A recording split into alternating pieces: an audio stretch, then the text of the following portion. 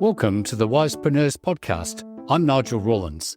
You want to work independently, but independence requires consistent revenue, visible expertise, and a practice that sustains rather than exhausts.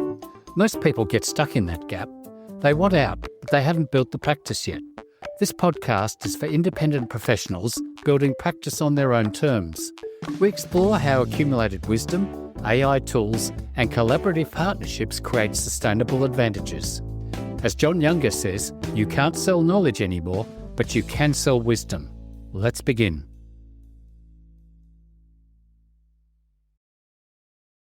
If you've ever wondered whether it's too late to start something new, or worried that stepping away from a career peak means losing momentum, this episode will change your perspective. Dr. Miklós Pohl OAM arrived in Australia as a child refugee, built a career in plastic surgery, founded an orchestra, wrote an autobiography, and then at 78, published a book called Music is Medicine. He's proof that crystallised intelligence, sustained creative practice, and deep relationships are the foundation of a life that keeps expanding rather than contracting. Mickey, welcome to the Wisepreneurs podcast. Can you tell us where you are and something about yourself? Hello, Nigel. Pleasure to be here. I am in Melbourne, in East Melbourne, and I wrote this book called Music is Medicine on the occasion of the 30th anniversary of the Australian Doctors Orchestra, which we started in 1983. It's about 28 chapters. I interviewed a whole lot of members of the orchestra about their musical life, why they chose the instrument they're playing. It's full of very funny anecdotes and great musical stories, and also about their specialty, right from neurosurgeons to pathologists to GPs to anaesthetists to surgeons. It's a fun book. I also wrote seven intermittent chapters between the interviews about the joy of amateur music making and things like my violin as a passport, for instance. It has taken me all around the world to different places to be able to play and join orchestras and chamber groups. Well, the reason I wanted to talk to you, because you're a hazelnut. We should explain that. Hazel Edwards was a guest on episode 43, and she's recommended quite a few people she calls hazelnuts, which you are one. Dr. Michael Best was on episode 76, and Laurie Smell was on episode 70. So she said, you've got to talk to Mickey. So, Mickey, it's about doctors and music. So how did that come about? How did you get involved? And obviously, you're a doctor. Could you tell us something more about that? Well, I've been playing the violin since the age of 6, which started in Hungary, and then we left Hungary in the 56 revolution and came to Australia. I mean, I've always been playing in orchestras or ensembles and so on. I went to the Sydney Con as an external student to study. But the Doctors Orchestra came about because I went to Mount Buller Chambers Summer School for Strings, which is happening at the moment on Mount Buller. And I went out with my quartet, and I noticed that there were a disproportionate number of medicos at that meeting. And there was also a wonderful man, two wonderful men. One was Chris Martin, who was a professional violist and worked at Sydney Uni at the Conservatorium, and Rowan Thomas, who's an anaesthetist. Rowan's an exceptional violinist and has led many orchestras, and I'd never met them before, and they just looked like the sort of people who would want to go for a project that I envisaged. And I approached Chris Martin. I said, I want to put together a doctor's orchestra, which I'd been thinking a little bit about because there's so many around the world, Germany, America, Asia, they're everywhere. And I said, would you like to conduct the Doctors Orchestra? He said, sound like an interesting challenge. And the same with Rowan. Rowan's a lovely man. And I said, how would you like to lead the orchestra? Because you need someone who's really a great player. And he had all those qualities. He could play really well, and he had the overview of how to deal with people because if you got to correct things, there's way of addressing. Especially, imagine these are all people in professions. I mean, medical specialists, a lot of them. How you put it to them, they should maybe try this or that. And he's brilliant. He's brilliant at that. And he did that for 12 years. He was our concert master for 12 years. And that's how the orchestra started. That was in January 93, and our first concert was in September 93. We always play for a medical charity. That first one was for the Multiple Sclerosis Society, and we give the proceeds to the charities, and we all pay an entrance fee to join the orchestra, which covers all the costs of the orchestra. That is, we pay the professionals, we pay the conductors. We always have professional soloists. They're all paid. The rental for the hall, insurance, all those other things. So that the door takings and often what's left over as well are given to the charity. Okay, let's go back. You mentioned that you migrated to Australia from Hungary. So tell us something about that. Well, that was quite an adventure because we left very late. In fact, we left New Year's Eve, December 56. And I'm being a 9-year-old, I remember it was just exciting. I had no realistic idea of the dangers, which my brother, who's 8 years older, certainly did, and my parents did. And there were flares. We got trained down through the snowfields down to the border near Austria, and the flares were going up and so on. And then we had paid a soldier who was taking people across to guide us across the border. We were stopped. Ironically, we were stopped by two Russian young boys. They must have been 18, 19. And my brother spoke fluent Russian because Hungarians at that time learned Russian at school. And we had a bottle of vodka. We gave them the vodka and said that we were going across to Austria. And they said, fine. And they then turned around and gave my father and my brother a hug and a kiss, as the Russians do, and said, on your way. And off we went down to no man's land. And I remember my recollection was nothing like that. But my brother says, as we turned around with our backs to them, he thought they might just gun us down. But of course, I had no fear, no idea of that. And then I remember walking for about 2 hours to reach the border. There was a big sign in Hungarian, welcome to the free land and God bless, all in Hungarian. It was very moving stuff. Anyhow, the Red Cross were there once we got into Austria, and they looked after us really. Austrians were wonderful to us. I think that old Habsburg, Austria-Hungary thing was still working then, and were tremendous. They were tremendous. They looked after us really well. And then we eventually, we were refugees in Austria for 6 months. And then we came out to Australia to Maitland, to my uncle. And while I just intersect with the refugee thing, I set up a music camp in Clunes as a separate thing, modelled on the Buller thing in September. In September we play there. And the first one we had was staying at Wesley College accommodation. I don't know if you've been to Clunes. It's a beautiful little village. It was an early gold town, very beautiful.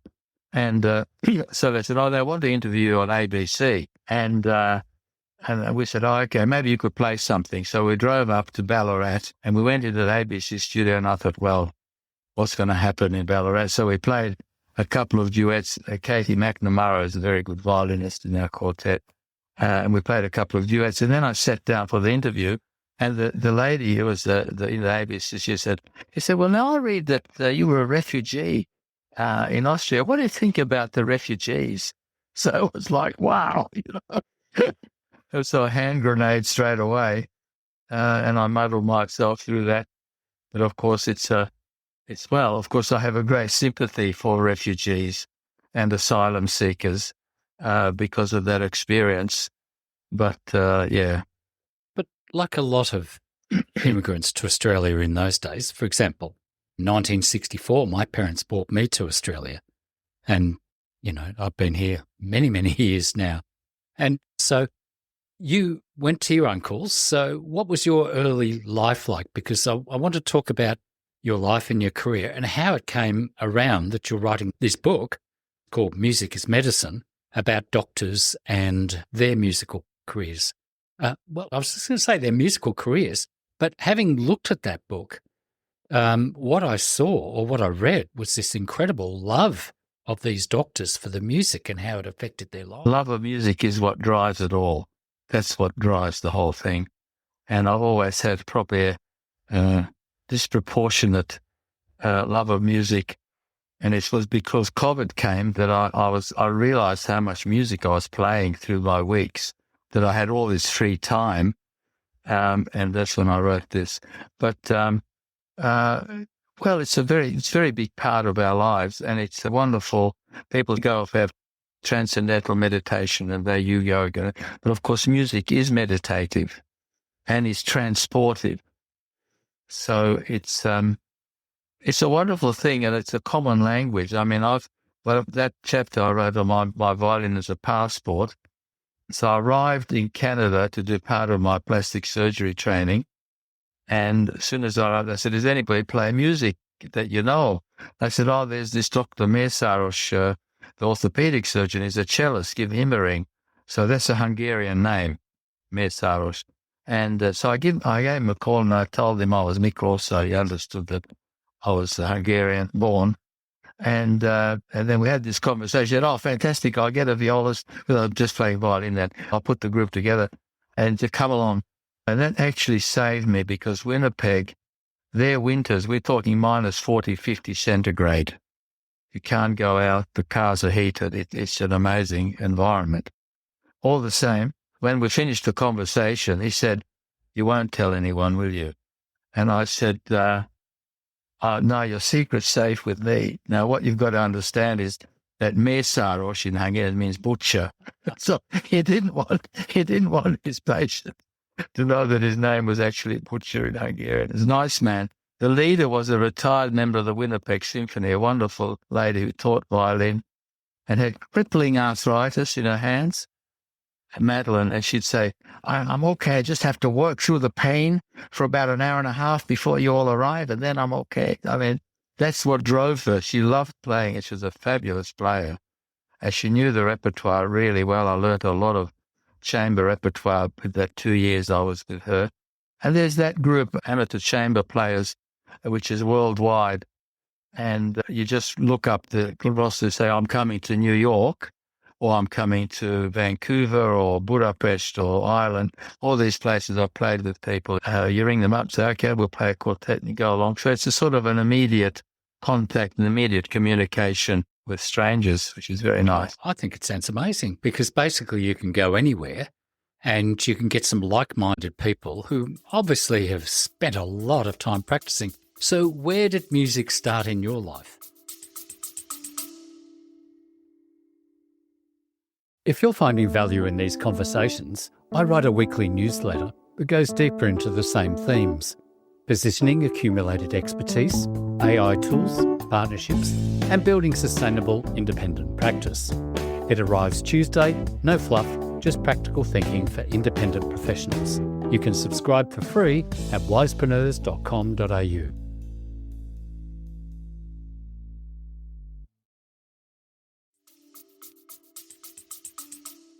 Well, I started learning at the age of 6, and then I kept getting lessons all through. I remember going to the Sydney Con, but then I wanted to get into medicine, and I've had to focus on that, so it was a brief interruption.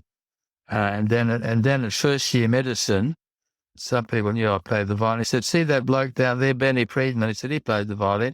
Go and talk to him. So I met Benny, and we've been lifelong friends. Benny he was a sort of a mega IQ, became professor of medicine at Sydney Uni, and he's now one of the leading lights on atrial fibrillation in the world. And I remember playing lots of music with him in those early days. We played in the BMC, that's the British Motor Corporation, that still existed when England was still making good motor cars. BMC National Youth Orchestra in Sydney. And we used to rehearse in the Smith's family premises. They had a big hall and a sort of a big warehouse. So did your parents encourage you to play music? Where did this come from? Oh, yes. You you need a lot of encouragement because no one, especially children, want to practice. You need lots of support, lots of encouragement. I see a lot of young parents wanting their children to learn music. The trouble is the child chooses, let's say, a trombone, and then after a month, realizing that you have to spend time actually practicing, learning all the things that go into playing that. Then they said, I don't want to play that anymore. I want to play the guitar. Then they get them a guitar and the same thing happens. So if a child's drawn to an instrument, you just got to persevere with it because it's always work. It's work. It's not a magic. Everyone has these romantic ideas about people playing music. For instance, I'm committed now to learning Shostakovich's piano quintet. And because I think it's just most marvelous work. It's one of those bucket list bits of my life that I've got to play it. I've read through it at music camps in the middle of the night in a fairly inebriated state, which doesn't count.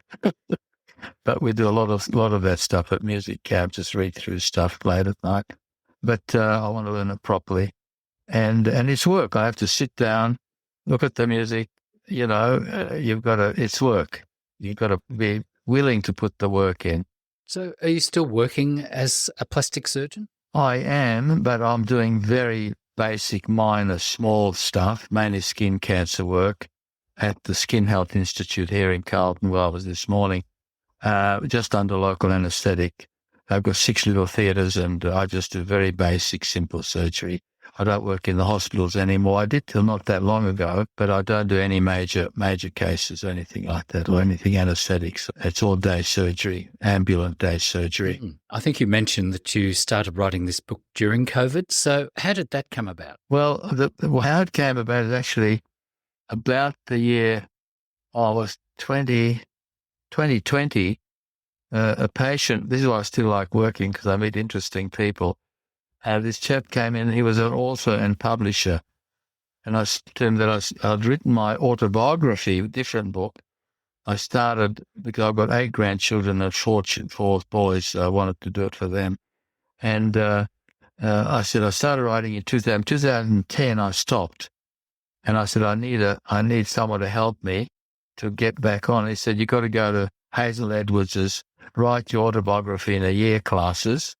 So I signed up for that, and I just love Hazel. She's fantastic. She's totally straight.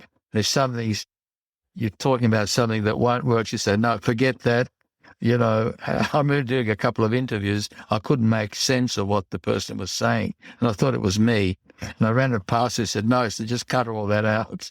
She's very funny, and she's brilliant. She's very lovely with people, and she's a fantastic person. Well, whenever she wants me to interview people like you, I get bombarded by her. She said, you've got it. She sends him a message, contact him now, get this. Well, she's wonderful because she still promotes me. She said, has Nigel rang you back yet? And I said, I know he's ringing me back. She's fantastic. But it's, that's I've sort of learned writing doing that, and I got a lot better. It's like anything. I got a lot better. And of course, it's my second language. I didn't speak a word of English till I was 9, only Hungarian, And actually, I spoke German because my auntie and grandmother were always speaking German, and I learned quite a lot. And then being refugees in Austria for 6 months, I picked up a lot more, but then I've forgotten all that. But so that took a couple of years to write that. And then the next lot came, and I have all this group of 8 of us, these friends. And I said, you guys should really think about writing your bio because their story is very similar to mine. They arrived at about my age, 8, 9, and then their parents were migrants and had worked very hard. And one of them came from Calabria, and mother was illiterate, father was a tailor, and he got into medicine, got first-class honours, became professor of medicine and dean of a medical school, and he's just a wonderful person, a really marvelous person. So our stories are similar. So 5 of them started writing, and while they were doing their bio, I was doing my book. And every 2 weeks we'd meet with Hazel online. Then it was easier because a couple of them were in Sydney, and 4 of them completed their biographies. And we really thought it's a great journey doing that.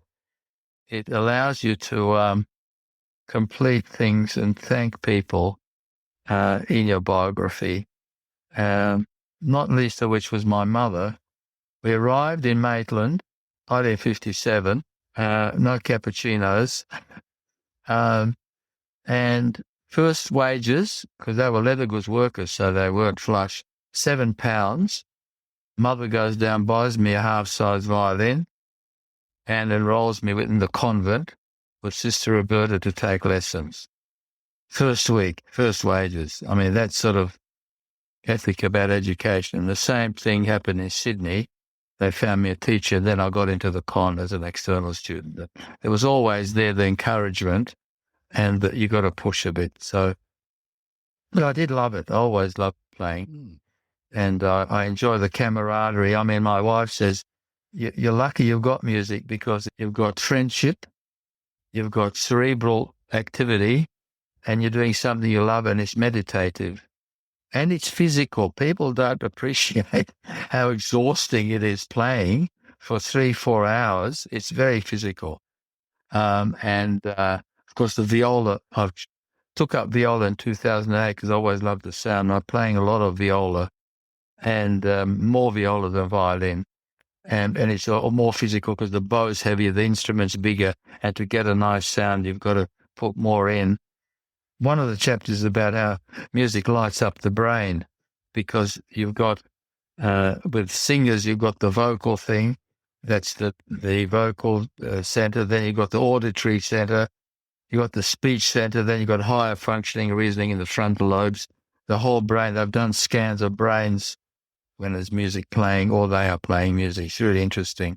How do you think music has influenced you as a medical doctor? What does it bring to being a doctor? Because, when we talk about this book, there's a good chance a lot of doctors play music that we don't even know about. So how do you think it's affected you in terms of being a doctor, and especially a plastic surgeon? Well, look, it's a hobby and a very strong interest. And I love my surgery. I love doing what I do. The music, I've always had gentle classical music playing in my theatre all my practicing life. And it's interesting, there's another plastic surgeon in there called Philip Griffin. He's a very nice man. He's passed on since. And he played viola as well. And he writes about the effect on him and music, and during his terminal illness, the last 3 or 4 years of his life, and what it gives him. It's very hard to describe, but I think it's probably coincidental that we're medicos and play music, but there certainly seems to be a disproportionate number of medicos playing, but that could do with socioeconomic and upbringing and all those things, I don't know. But it's a form of communication.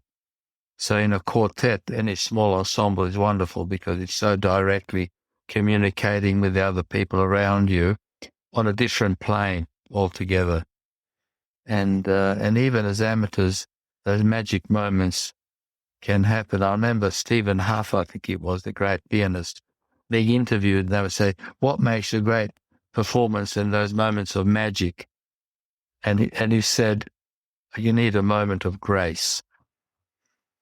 What does that mean? I mean, I don't think anyone knows what that particular thing is, but it can happen, and it does happen, and it's a very joyous feeling when it does. I think I was speaking to one of my early guests in the podcast, a young French lady, and I think she sings in a jazz band, and she said most of the communication is through the eyes when they're playing and singing. Funny you should mention that. For a number of years, we're going up to Bendigo to play at a Blind Cow Pottery was the venue. Wonderful people, great place. And I remember we were playing in an old church that was going to be demolished, and they were gathering funds for it to be restored and not demolished, I think. And the lighting, they blacked out. We only had our sconce lights, only lighting the music up. And it was almost impossible to play because we couldn't see each other. And I after all these years, I realized only then how important it was to have that communication, that physical, the body language, and looking to see each other to be able to play together. It's really interesting. That is interesting when you think about it, that you're checking with each other. A lot of it is body language as well. Body language and movement, yeah. I think that's a very interesting area that I'm actually exploring, this embodied part where the brain is a prediction machine, and we're continuously checking to see if there's something different coming through to us and things like that. Okay, let's talk about writing the book. So tell me about the book. Okay, well, it took a couple of years because getting doctors are busy, but it's lovely now online. You can do just what we're doing. And I have this thing called TEMI, which is voice to script, which I'm sure you're familiar with. And I would interview each person. I had some standard questions, but we'd often go off-piste, which makes it more interesting because you don't want to make it all uniform. Well,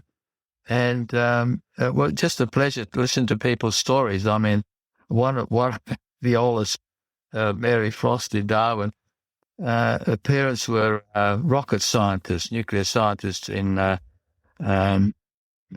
Pine Gap, around there. And they said, "Well, what are we doing tonight?" I would going out watching Dad launch a rocket. So then they said, "What about music?" So they listened to a lot of Wagner because the parents obviously, are very smart and love Wagner. So then she writes, she says, "Well, of course, I listened to so much Wagner. When I had to choose my specialty, I had to become a psychiatrist." It's full of stuff like that, just fun stuff. How did you choose these doctors to interview? Well, this is where Hazel was terrific help. You've got to make sure there's gender equality, so you get the same number of men and women. And because I never thought of music in terms of gender, so that's the important thing. And then age scatter. And of course, you have to have a scatter of different instruments. So I chose pretty carefully. One of the criteria, of course, was that they have to have what you know as an interviewer called Factor X. And you either have that in an interviewee or you haven't. And a lot of those people had that bit of extra fun about them that made for a good interviewee and full of fun stories. Kath Brennan is a classic. She's a brilliant trumpeter and a very good cellist. And originally from England, and her chapter is hilarious. Very, very funny stories in there. So how many doctors did you interview and how did you get hold of them? I interviewed 28 altogether. And, well, I knew them all from the orchestra, of course. And I would just ring them up and say, "Can I put a chapter in about you?" And most people like to be interviewed and noticed. And then they sent me a photo. Then I would do the transcript. And you know how much editing is involved in these things. It takes hours. And then I'd send them back that draft, and they said, "Oh, please take that out. And I meant to say this." And it'd go back and forth 3 or 4 times at least till they were absolutely happy with the end product, because nothing goes out without their total approval, of course. And then once we signed off on that, then I could put the chapters together and write my in-between chapters as well. So it took about 2 or 3 years, I think, altogether. Yep. But people seem to enjoy it because it's sort of fun. How did you plan the book? What was going to be in there? I was always going to interview individuals, but then once I started, I realized there's so much more to amateur music making in our lives that needed to be in it, and what music meant to us and what it can do for us. The biggest thing that I think the Australian Doctors Orchestra has brought to people is that they brought people back to playing. So it gives people an opportunity to twice a year work up towards a concert. Of course, if you're doing that, you're going to start up and playing again. You're going to play with others and play chamber groups and play in other concerts. So salvage, I call it, because it's very easy to drop that in your life when you're so busy and you've got the clinical concerns and you've got mortgages and you've got school fees and all that other stuff that life deals you. But the music is a lovely escape, and it's brought quite a few people back to playing, which I think is really important. Yeah, well, that's what I was thinking. I mean, these are busy people, and you're capturing them, for a couple of hours and then multiple drafts? Well, we'd never go more than an hour in an interview because I think people get a bit tired. But yeah, it was great. I had everyone's cooperation. We just soldiered away, worked through, and got there in the end. So how did Hazel, did she look at the book or help edit or what? She did, because while the others were writing their bios, I was writing this, and she would look at it, but she didn't get as intensely involved with it as she did with my autobiography the one before. But she'd just give a brief look and say, yes, that's good. Maybe you should consider this and that elsewhere. But it's sort of forged together quite nicely. It's not too long. People seem to enjoy the short chapters and the different personalities of the different people. Hopefully they're enjoying my very brief mini chapters about the violin and music. Then one of them suggested, why don't you put at the back of the book, because I always ask people what their favourite bits were, so that people who don't know music that well can reference it. So that took a lot of work, because at the back of the book is a list of all the composers in alphabetical order, and then I went about looking what I thought was the best version of that particular recording. I already had my own favourites, and I unashamedly. So we're going from, starting at the beginning, from J.S. Bach through to Dvorak, Fauré, Frank, Khachaturian, Haydn, Mahler, and so on, right through to Shostakovich and in the end, Vaughan Williams and Irby Green. So this is a playlist. It's a list of all the favourites of people in the interviewees chose as their desert island stuff. This is what they would take to desert island. You know, on Spotify or Apple Music, you can actually put a playlist together and send people to it. Yeah. There was a book on music that I found, but I didn't finish reading it. But it had a playlist, I think, on Spotify that you could read the chapter. I'll have a look for it and tell you what it is. Oh, really? I haven't explored that. They're worth looking at. Thanks for that. So how did you go about publishing the book? Well, it was Hazel's idea. I said, look, Hazel, I haven't got $5,000-6,000 for this. I just don't have that sort of money for this. She said, why don't you get people who are in the book to pre-order and pay you before it's published? So I rang everybody up and wrote to them and said, would you consider buying 2 books or pre-ordering 2 books? They're $50 each, because it's all going to the motor neuron disease, all of it. I mean, it's, And so they said, yeah, okay. So most people ordered 2 books, and I managed to raise the $5,000 and went with a terrific publisher called BookPod. And she was a marvellous lady and did all the photos and diagrams. All the diagrams are by Tom Semek, who's a friend of mine. He was an artist in Hobart and very tragically died in his early 70s from motor neuron disease. Hence all the proceeds are going to motor neuron disease. So, so you've got to spend a bit of money yourself, but it doesn't have to be massive. I paid for the postage, and now I've reordered some more, and I just paid for that. I ordered 60 to take up to Sydney to the Australian Doctors Orchestra. We had the launch. It's a very nice president at the moment, Xavier Yu, whose idea it was, and he's terrific. And we had a little event, as we're meeting cocktails anyway, which is the Doctors Orchestra does as part of their social 3 or 4 days together. And we were Sydney, which is my hometown, Sydney, which my heart has never left Sydney. And it's just magnificent. We're up on top of the Museum of Modern Art, and it overlooks the harbour and the Opera House and everything. It was just fabulous. And then we launched the book, and I sold another 30 copies.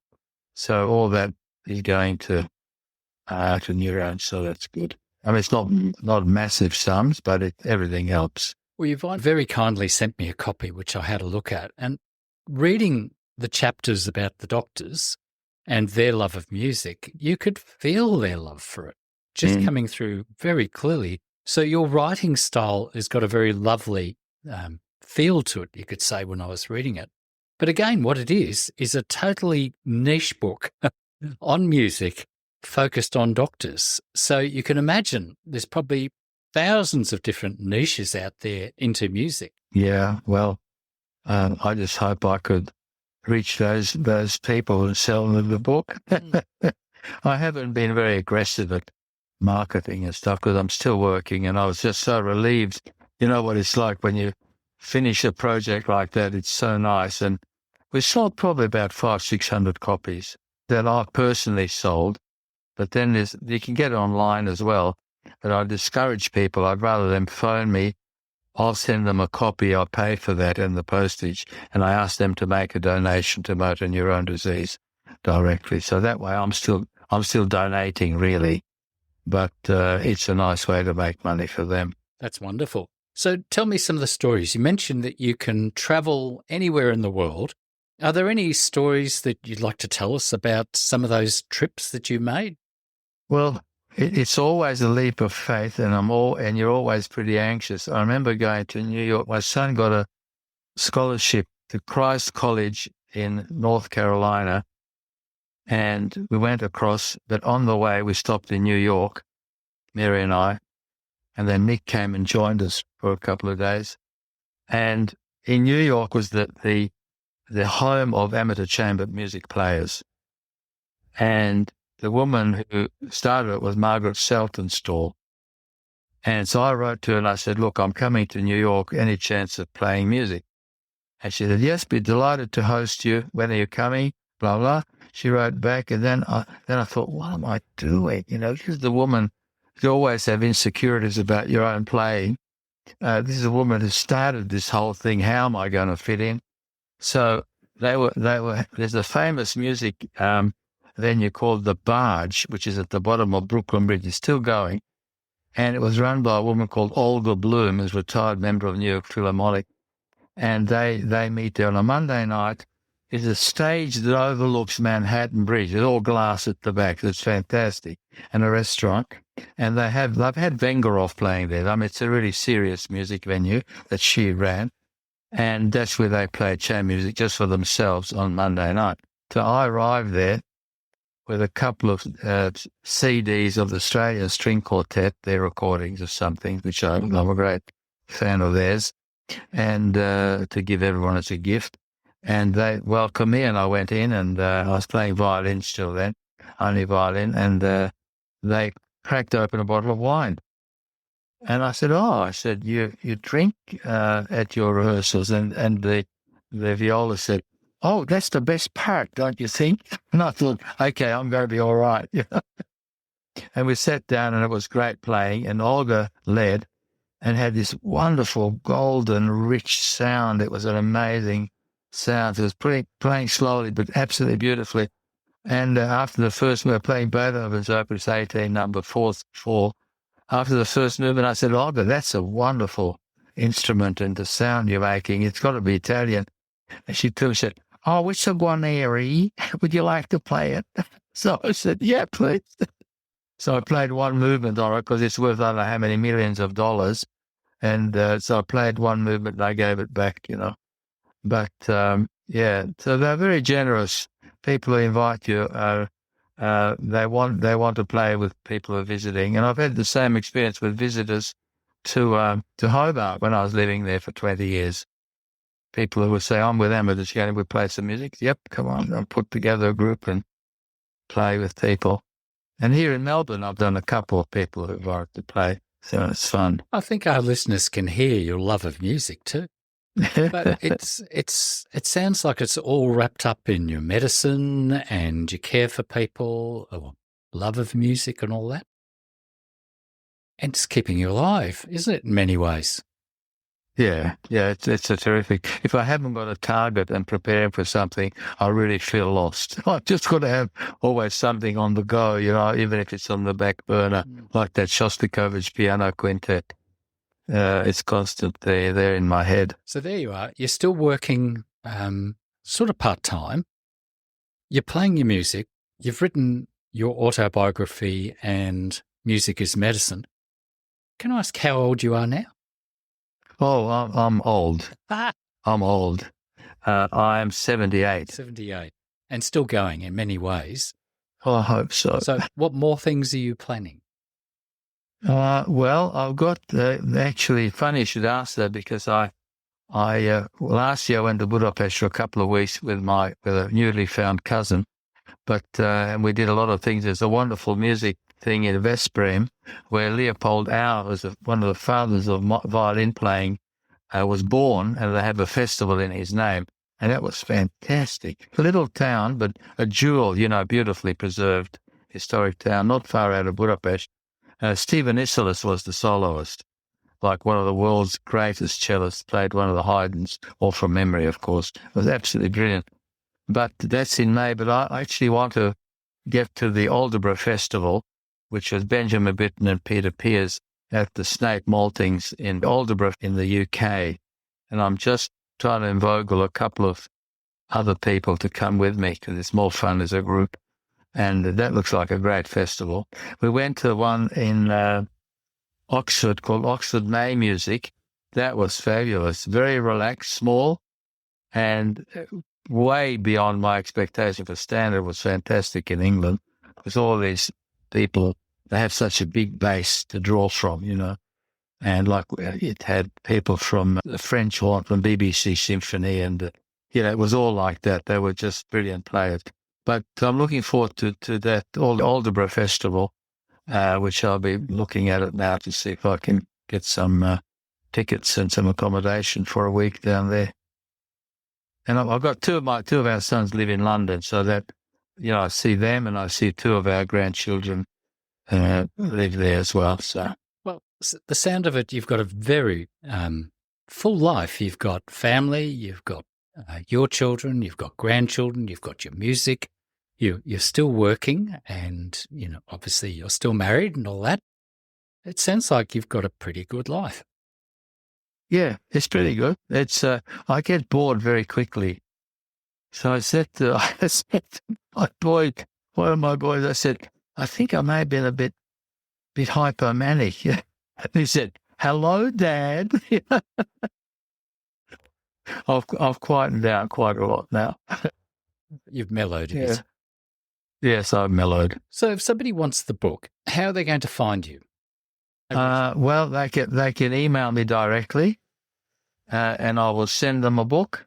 If they have their postal address, I'll just send it, and inside the book is a barcode for the Motor Neuron Disease, 3 or 4 pages from the end, and I get them to make a donation.